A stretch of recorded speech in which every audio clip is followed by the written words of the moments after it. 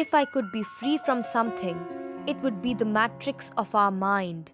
Because mind leads us to the slavery of thoughts, nobody rules us more than our own trap. There is only one God, none equals him. He has no end. He is present in all living beings. Raja Ram Mohan Roy.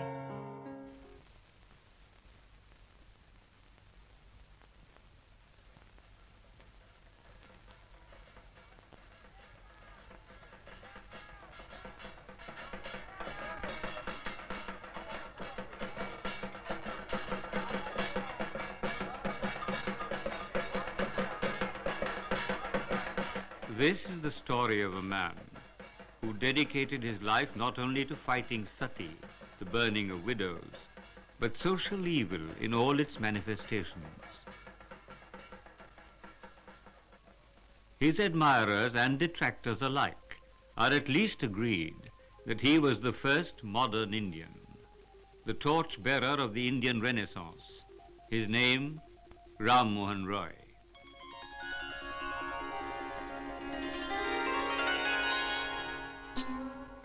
In the words of Rabindranath Tagore, he was born at a time when our country, having lost its link with the inmost truths of its being, struggled under a crushing load of unreason, in abject slavery to circumstance. In social usage, in politics, in the realm of religion and art, we had entered the zone of uncreative habit, of decadent tradition, and ceased to exercise our humanity.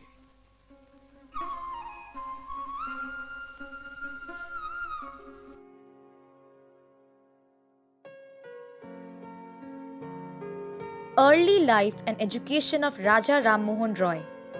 Raja Ram Mohan Roy was born into an elite Bengali Hindu family on May 22, 1772 in Radhanagar village of Hooghly district, Bengal Presidency. He was born to Ramakanto Roy, his father, and Tarini Devi, his mother, in the darkest era in the history of India. At that time, the country was suffering from numerous socio-economic and political problems which created disarray in the name of religions.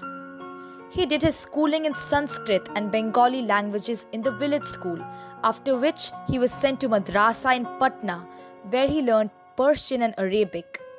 Later on, he moved to Kashi to learn the complexity of Sanskrit and Hindu scriptures like the Vedas and Upanishads. He learned the English language at the age of 22. Later life of Raja Ram Mohan Roy. He extensively studied Christianity and the other religions. This made him realize that some Hindu traditions and superstitions were required to be reformed while working for the East India Company. Apart from this, he was born into a family with religious diversity, which probably controlled his thinking. Roy was against the idol worship and propagated the idea of oneness of God through Brahmo Samaj. He was the founder of the Brahmo Samaj at Kolkata in 1828. Historically, the date of Ram Mohan Roy's birth, the 22nd of May, 1772, is also important, as it was in that year that the East India Company put an end to the sham of operating under the Mughal umbrella and took over direct power under Warren Hastings.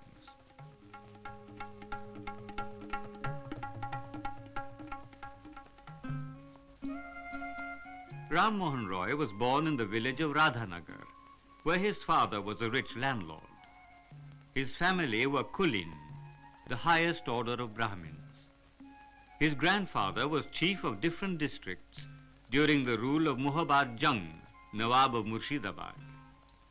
His father, Ramakant Roy, was referred to by the collector of Burdwan as a man of property whose revenue was lakhs of rupees, the most respectable man in the district.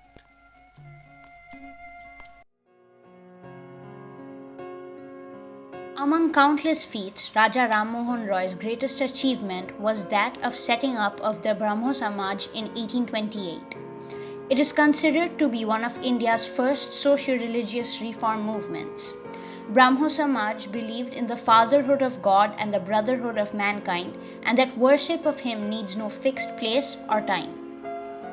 He crusaded against Hindu customs such as sati, polygamy, child marriage, and the caste system, and demanded property inheritance rights for women. He also advocated for the introduction of Western learning into the Indian education system.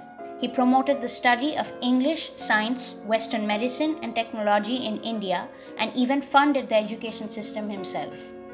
In the Bengal Renaissance, Raja Ram Mohan Roy is regarded as one of the most important figures. It is therefore no surprise that he has been titled the maker of modern India.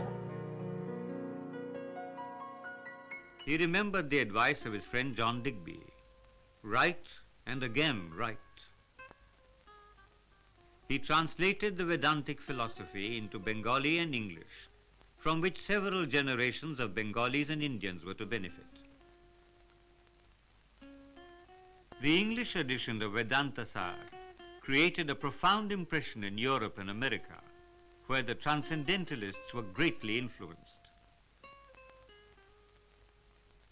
Indeed, some years later, Jeremy Bentham was to refer to Ram Mohan Roy as the most enlightened man of his time.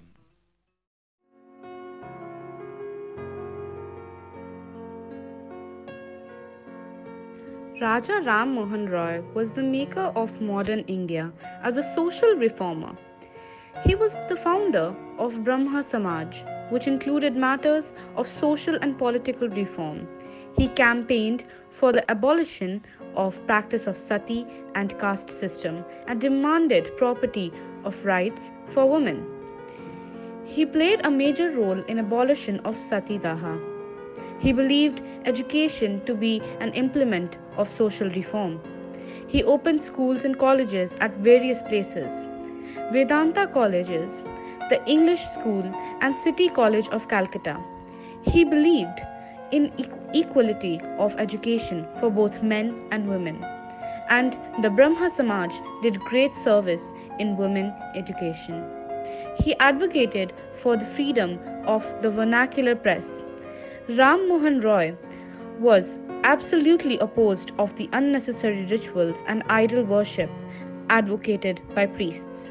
He had learned holy scriptures from various faiths and argued that Hindu sculptures such as Upanishads supported the concept of monotheism. Thank you. Ram Mohan Roy fought against the barbarism of sati. He had seen his brother's widow forced onto the funeral pyre. Very few women immolated themselves willingly. The cruelty was agonizing.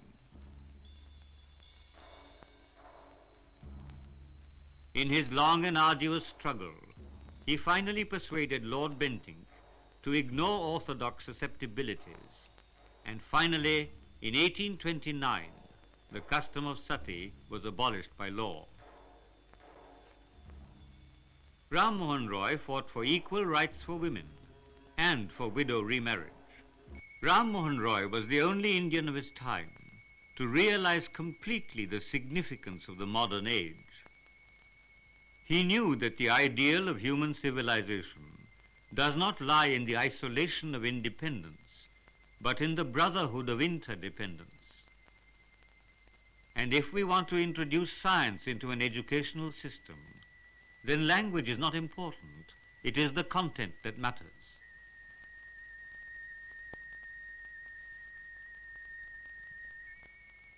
He was the first Indian to establish modern scientific education in English in the country, which subsequently led to the colleges and universities which we enjoy today.